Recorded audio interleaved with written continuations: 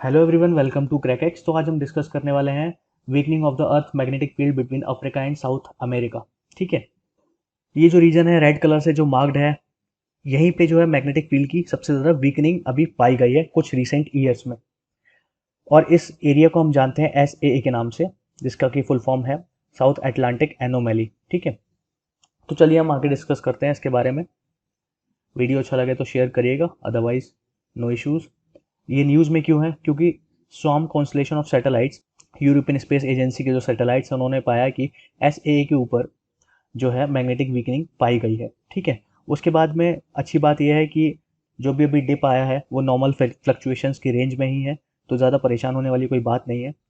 South America और Africa के बीच का जो मैग्नेटिक फील्ड है वो SAA दर्शाता है। ठीक है। जिसको कि हम जानते हैं साउथ अटलांटिक एनोमैली के नाम से भी, जैसा कि मैंने आपको भी बताया।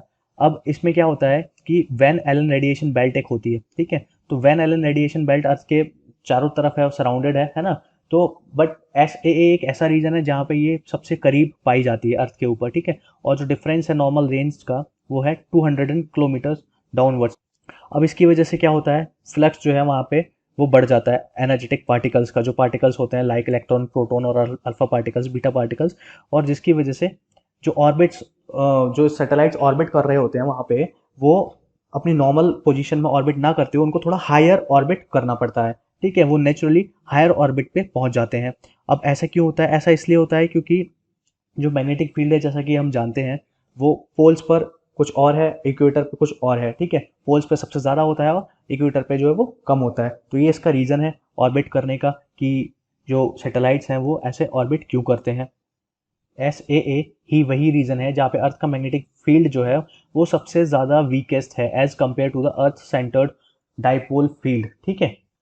तो जैसा कि मैंने अभी आपको बताया था, ये साउथ अमेरिका है, ये अफ्रीका है, और ये रीजन है जहाँ पे अर्थ का मैग्नेटिक फील्ड जो है वो सबसे ज़्यादा कम होता जा रहा है धीरे धीरे। ठीक है। We are talking about earth's magnetic field. हम ग्रेविटेशनल फील्ड के बारे में बात नहीं कर रहे हैं या फिर ओजोन लेयर डिप्लीशन के बारे में बात नहीं कर रहे हैं, क्योंकि मोस्टली हम उन्हीं के बारे में बातें करते हैं। तो ये आप ध्यान रखिएगा कि अर्थ के मैग्नेटिक फील्ड के बारे में हम बात कर रहे हैं।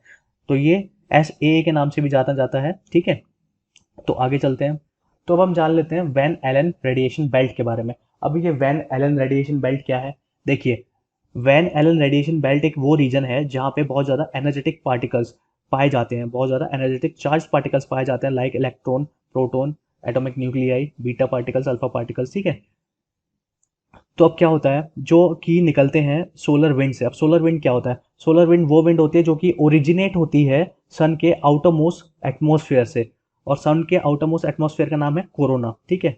Not that corona virus, it's corona, the outermost layer of the sun. ठीक है। जो कि कैप्चर कर लिए जाते हैं अर्थ के मैग्नेटिक फील्ड से या फिर किसी भी प्लेनेट के मैग्नेटिक फील्ड से, और जिसको कि नाम दिया गया है आपका वैन एलन रेडिएशन बेल्ट। ठीक है। और ये बेल्ट पाई जाती है आपके अर्थ मैग्नेटोस्फेयर में। ठीक है। Inner region of the earth magnetosphere. The belt trap energetic electrons and protons. और इस बेल्ट का काम क्या है? ये एनर्जेटिक इलेक्ट्रॉन्स और प्रोटॉन्स को ट्रैप करके रखती है, उनको पकड़ लेती है, जैसे मकड़ी जाला पकड़ लेती है वैसे ही से। ठीक है। और अर्थ के पास ऐसी दो बेल्ट्स हैं जिसको कि इनर ऑर्बिटल बेल्ट बोलते हैं और एक आउटर ऑर्बिटल बेल्ट बोलते हैं। ठीक है। और ज़रूरत पड़ने पे अगर कोई भी कंडीशंस होती हैं तो टेम्पररीली वो और बेल्ट्स भी बना सकता है ना, according to the atmospheric conditions. अब ऐसा माना जाता है कि ये जो वैन एलन रेडिएशन बेल्ट है, इसमें जितने भी पार्टिकल्स जो ट्रैप्ड हैं, है ना, वो आपके आए हैं सोलर विंड से, है ना, या फिर कॉस्मिक रेस से। ठीक है। सोलर विंड तो मैंने आपको बता दिया। देखिए, कॉस्मिक रेस क्या होता है? कॉस्मिक रेस वो रेस होती हैं जिनकी स्पीड जो है वो स्पीड ऑफ लाइट के बराबर होती है, और ये सन से ओरिजिनेट होती है। पर अब डिफरेंस क्या है? डिफरेंस ये कि हमारे सन से ओरिजिनेट नहीं होती है, ये जो दूसरी गैलेक्सी के जो सन है वहां से ओरिजिनेट होती है और हमारी गैलेक्सी में भी ट्रैवल करती है। ठीक है। अब बात सुनिए, जैसे कि अब हमारे सन से भी कोई कॉस्मिक रेज ओरिजिनेट हो रही होगी, बट वो हमारी गैलेक्सी में जब ट्रैवल करेगी तो हम उसको कॉस्मिक रेज नहीं बोलेंगे। जब डिफरेंट सन की कॉस्मिक रेज हमारी गैलेक्सी में ट्रैवल करेगी तब हम उसको कॉस्मिक रेज बोलेंगे। ठीक है। अब इसका फायदा क्या होता है? देखिए, सोलर विंड को ये ट्रैप कर लेती है, उसके बाद magnetic field deflects those energetic particles and protects the atmosphere from destruction. अब मैग्नेटिक फील्ड जो है उन एनर्जेटिक पार्टिकल्स को डिफ्लेक्ट कर देता है और एटमॉस्फेयर को डिस्ट्रक्ट होने से, खराब होने से, टूटने से, फूटने से बचा लेता है। ठीक है। तो जैसे कि मैंने आपको बताया, इनर रेडिएशन बेल्ट और ये आउटर रेडिएशन बेल्ट। ठीक है। ये इनर रेडिएशन बेल्ट है आपकी और ये आउटर रेडिएशन बेल्ट है, और अगर ज़रूरत पड़ेगी तो ये और एक्स्ट्रा भी बना सकते हैं। ठीक है। तो चलिए अब देखते हैं weakening of the magnetic field.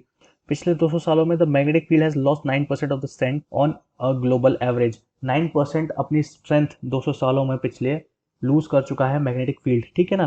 पर जो चिंताजनक बात है वो ये है कि सबसे ज़्यादा जो श्रिंक हुआ है, सबसे ज़्यादा तो जो एनर्जी लूज हुई है या फिर जो मैग्नेटिक फील्ड जो वीकन हुआ है वो SAA रीजन में ही हुआ है, ठीक है ना। और ऐसा पाया जा रहा है कि ये पिछले 50 सालों में वेस्टवर्ड मूव कर रहा है, ठीक है, माने बड़ा होता जा रहा है। और किधर मूव करता जा रहा है? वेस्टवर्ड, ठीक है। और इसकी वजह से टेक्निकल डिफिकल्टीज हमें फेस करनी पड़ेंगी जो कि सैटेलाइट्स या फिर स्पेसक्राफ्ट की ऑर्बिटिंग में आएंगी। 1970 में जो स्टडी हुई थी और फिर 2020 में जो स्टडी हुई वहाँ पे ये पाया गया है कि सबसे ज़्यादा जो वीकनिंग हो रही है वो SAA रीजन में ही हो रही है, ठीक है। SAA मतलब साउथ अटलांटिक एनोमली या फिर अफ्रीका टू साउथ अमेरिका, है ना।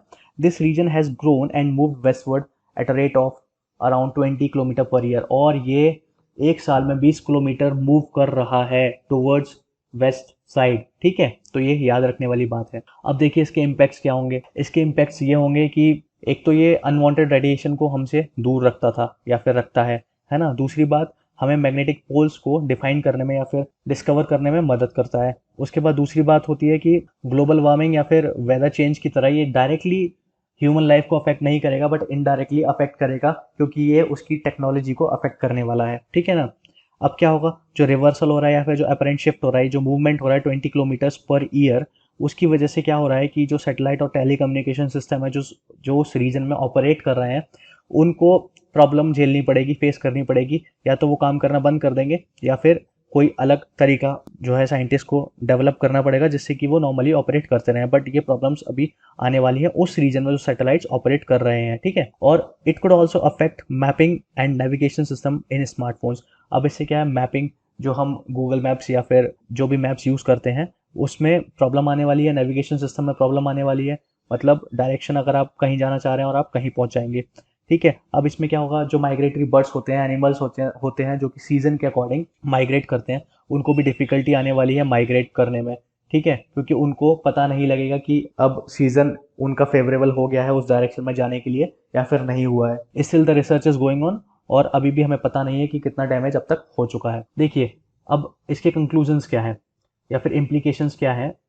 सरफेस लेवल पे हमें कुछ पता नहीं लगेगा मैग्नेटिक फील्ड SAA के ऊपर डिप्लीट हो रहा है या फिर डिक्रीज हो रहा है ना, या फिर कम हो रहा है या फिर वीक हो रहा है। बट प्रॉब्लम क्या होगी, वहाँ पे जो सैटेलाइट्स ऑपरेट कर रहे हैं, वहाँ पे जो स्पेस क्राफ्ट ऑपरेट कर रहे हैं, उनमें टेक्निकल माल फंक्शंस हो जाएंगे। क्यों हो जाएंगे वो? क्योंकि वहाँ का मैग्नेटिक फील्ड जो है वो वीक हो गया और मैग्नेटिक फील्ड वीक होने की वजह से जो चार्ज पार्टिकल्स है वो उनके अंदर पेनिट्रेट करके डैमेज प्रोड्यूस करेंगे, ठीक है ना। और जो नेविगेशन सिस्टम है और जो टेलीकम्युनिकेशन सिस्टम है वो भी अफेक्ट होने वाला है, ठीक है ना, because of the geomagnetic field.